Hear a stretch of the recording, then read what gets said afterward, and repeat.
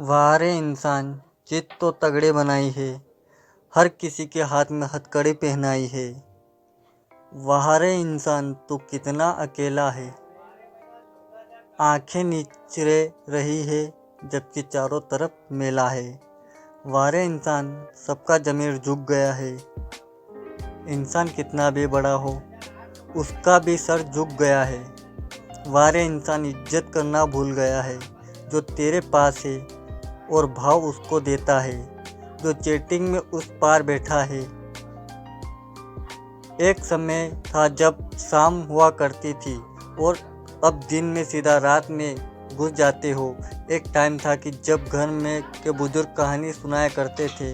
अब किसी को टाइम नहीं है वो कहानी सुनने का। एक समय था कि जब फ़ोन में लाउड स्पीकर नहीं होता था, तब भी पूरा घर इकट्ठा हो करके उनकी बातें सुनता था। आज हर फ़ोन में लाउड स्पीकर है, लेकिन कोई किसी दूसरे को कुछ सुनाना नहीं चाहता।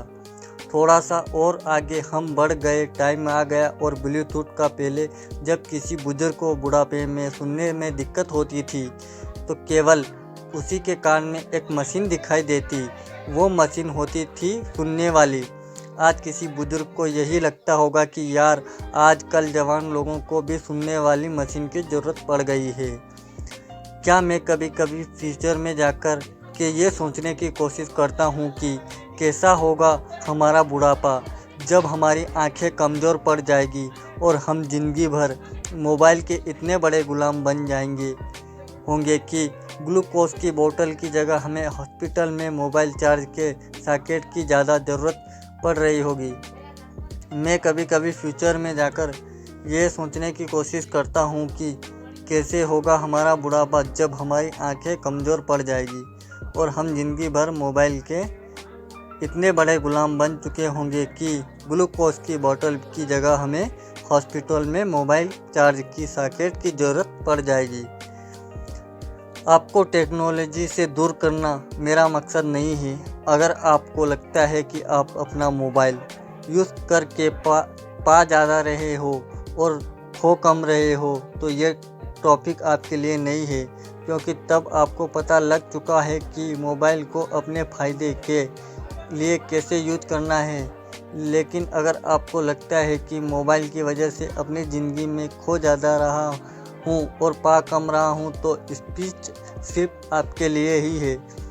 सोशल मीडिया पर 1000 फॉलोअर्स होने पर सुकून नहीं मिलता। सुकून मिलता है उस परिवार के साथ समय बिताकर, जिसमें भले ही 2-3 लोग हो। कुछ अच्छे खासे क्यूट लोगों का चेहरा इतना टेढ़ा हो गया है, सेल्फी लेते लेते पहले एक फ़ोटो के लिए 10 मिनट शीशे में मुंह देखकर तैयार होती, अब सेल्फी से 1 मिनट में 10 फ़ोटो लेते हैं। सेल्फी किससे बना? सेल्फी से और कोई हर स्वार्थी बन गया। कुछ ऐसा करो लाइफ में कि खुद आपको सेल्फी लेने की ज़रूरत ना पड़े, दुनिया ले आपकी फ़ोटो। ये सुनकर लोगों को बुरा लग रहा होगा, लेकिन मैं चाहता हूँ कि आपको बुरा लगे। सेल्फी वालों, एक दिन इस दुनिया में सबको जाना ही है, लेकिन भगवान ना करे कि जब आप इस दुनिया से चले जाओ तो कहीं ऐसा ना हो कि आपके जाने के बाद भी आपके बैठक में जो तस्वीर लगे वो कहीं आपकी सेल्फी ना हो जाए, क्योंकि आपने कभी अपने लाइफ में ऐसा काम किया ही नहीं कि दूसरे लोग आपकी तस्वीर खींचे। एक खुजली नाम की बीमारी होती है आजकल सबके मोबाइल को। खुजली नाम की बीमारी है, हर 5 मिनट में अपने मोबाइल को खुजलना पड़ता है।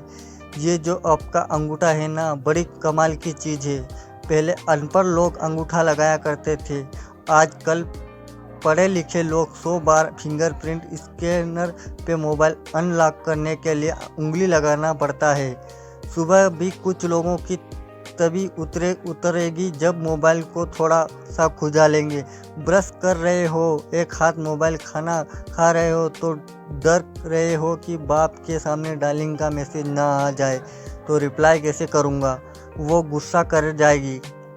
आपको क्या लगता है जितना फेसबुक आप यूज करते हो उतना उसको बनाने वाले यूज़ करते हैं? आपको क्या लगता है कि जितना आप मोबाइल यूज़ करते हो उतना क्या उसको बनाने वाले यूज़ करते हैं? आपको क्या लग रहा है कि आप मोबाइल यूज़ कर रहे हो या मोबाइल और सोशल मीडिया ऐप आपको यूज़ कर रही हो। भाई यूज़ आप हो रहे हो। अगर आपको बिल्कुल समझ नहीं है तो आप अपने ब्राउज़र में कुछ भी सर्च करके देखो। आपकी हर ऐप्स में, हर ब्राउजिंग सेशन में 10-20 दिन तक उसी टाइम का एडवर्टाइजमेंट आएगा, जो कि आपने मोबाइल पर एक बार सर्च करके गलती कर दी है। आप क्या सर्च कर रहे हो वो सब आपके मोबाइल को पता है, और मोबाइल वो जानकारी किस किस को पहुंचा रहा है आपको कुछ नहीं पता। कितना इजी हो गया है किसी इनकॉमर्सिंग वेबसाइट के लिए किसी आइटम को सेल करना। पहले मोहल्ले में कभी कभी कोई बेचने आया करता था, आज मोबाइल के द्वारा हर किसी का ग्राहक बनकर बैठा है। भारत में इंसान की जो एवरेज लाइफ है ना, वो है 70 साल। अगर आप 10 साल की उम्र में मोबाइल यूज़ करना शुरू करते हो और अगर 60 साल तक उसको यूज़ करते हो, तो आप अगर दिन में 3 घंटे भी मोबाइल यूज़ करोगे तो आपकी ज़िंदगी में लगभग 6 साल केवल मोबाइल पर ही खर्च हो जाएंगे। वही अगर आप केवल आधा घंटा मोबाइल यूज़ करो और नींद 1 घंटा कम कर दो, तो आपको पहली वाली कंडीशन के कंपरी में 7 साल एक्स्ट्रा मिलेंगे। कितना आसान है ना टाइम बढ़ाना। मोबाइल पर टाइम वेस्ट करना बंद कर दो।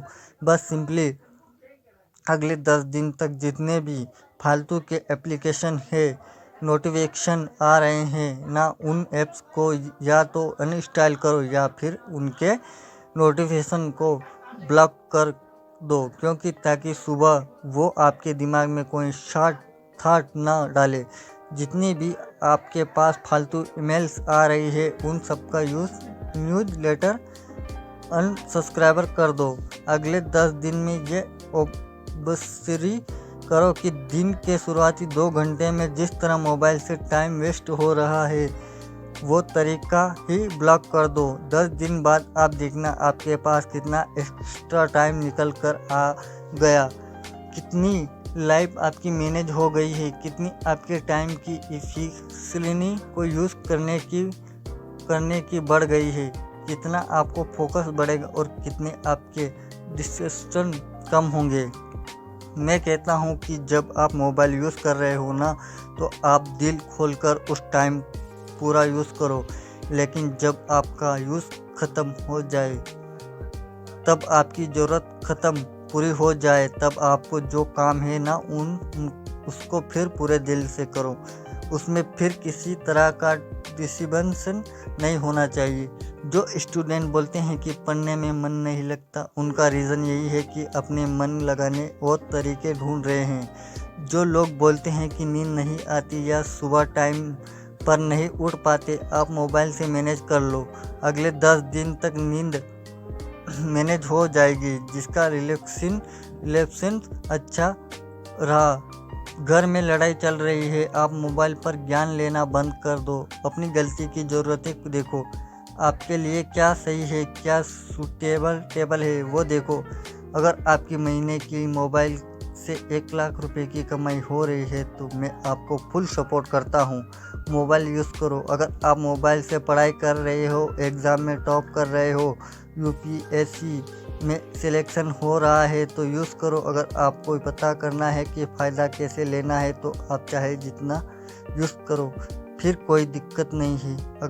पर आपके लाइफ में कोई टारगेट नहीं है, कभी गेम खेल रहे हो, कभी फालतू के स्टेट लगा रहे हो, उनसे क्या मिलेगा यार? सोचो एक बार। आप सबसे पहले बड़े बेवकूफ़ बन रहे हो।